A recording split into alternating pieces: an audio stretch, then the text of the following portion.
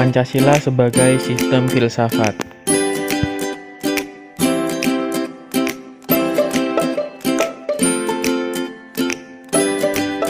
Kami dari kelompok 5 yang beranggotakan Ayu Tristari NRP 5721 421 1028, Delija Putri Agustina NRP 5721 4221 4030, Fitri Yuliza NRP 5721 421 4033, Rois Fahroji Al-Saidi NRP 5721 4114 046, Yusuf Adi Saputra NRP 5721 4114 050.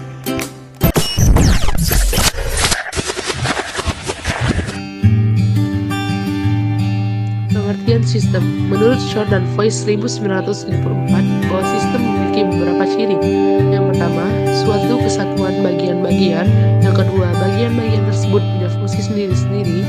Yang ketiga, saling berhubungan dan saling ketergantungan. Yang keempat, untuk mencapai tujuan tertentu. Dan yang kelima, terjadi dalam suatu lingkungan yang kompleks.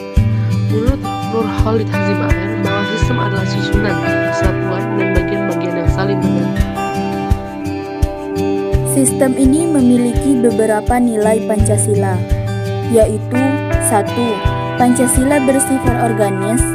2. Pancasila bersifat hierarkis dan piramidal. 3. Rumusan Pancasila saling mengisi dan mengualifikasi. Bila arti Pancasila dikaitkan dengan ciri-ciri sistem, yaitu 1. Suatu kesatuan bagian-bagian, artinya sila ke-1 mencakup sila ke-2 sampai sila ke-5. 2. Bagian-bagian mempunyai fungsi tersendiri. 3. Saling berhubungan dan saling ketergantungan. 4. Untuk mencapai tujuan tertentu. 5. Terjadi dalam lingkungan yang kompleks. Pengertian filsafat. Menurut Nasution 1973, secara etimologi, istilah filsafat berasal dari bahasa Yunani yaitu philen, yang artinya cinta, dan sophos, yang artinya hikmah atau kebijaksanaan atau wisdom. Secara harfiah, arti filsafat adalah cinta kebijaksanaan. Kebijaksanaan selalu dihubungkan dengan arti bijak atau wise, artinya kebijaksanaan dilakukan oleh orang-orang yang bijak atau adil. Misalnya kebijaksanaan pemerintah, artinya pemerintah membuat keputusan berdasarkan kewenangan di luar ketentuan undang-undang atau dikenal dengan istilah diskresi. Undang-Undang Nomor 30 Tahun 2014 tentang Administrasi Pemerintahan.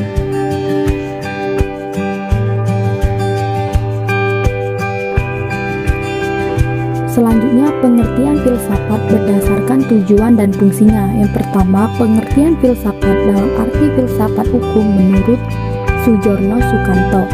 A. Perenungan dan perumusan nilai-nilai. B. Penyelesaian nilai-nilai. Yang kedua, pengertian berdasarkan pendapat masyarakat atau jenis pengetahuan konsep. A. Filsafat materialisme, yang artinya bahwa dalam hidup yang esensial adalah materi.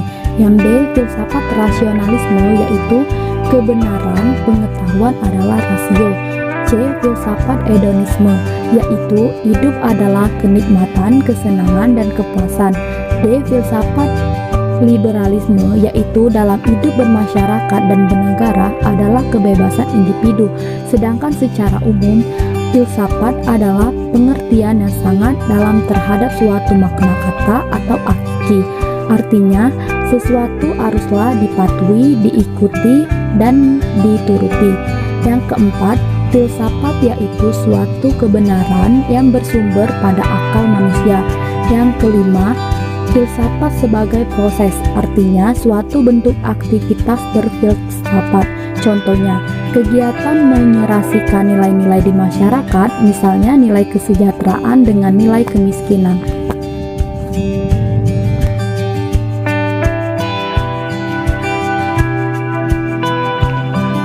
Tujuan filsafat dalam pendidikan Pancasila dan kewarganegaraan. 1. Tujuan fundamental Pancasila yaitu sebagai sumber hukum, pandangan hidup, kesadaran dan cita-cita hukum, serta cita-cita moral bangsa dan negara Indonesia. 2. Tujuan sistematika Pancasila yaitu melihat Pancasila sebagai suatu sistem filsafat, yaitu antara nilai-nilai Pancasila saling berkaitan dan saling mempengaruhi. Ketiga, tujuan universal Pancasila, yaitu nilai Pancasila baik secara objektif dan subjektif dapat diterima serta dapat dilaksanakan oleh masyarakat Indonesia.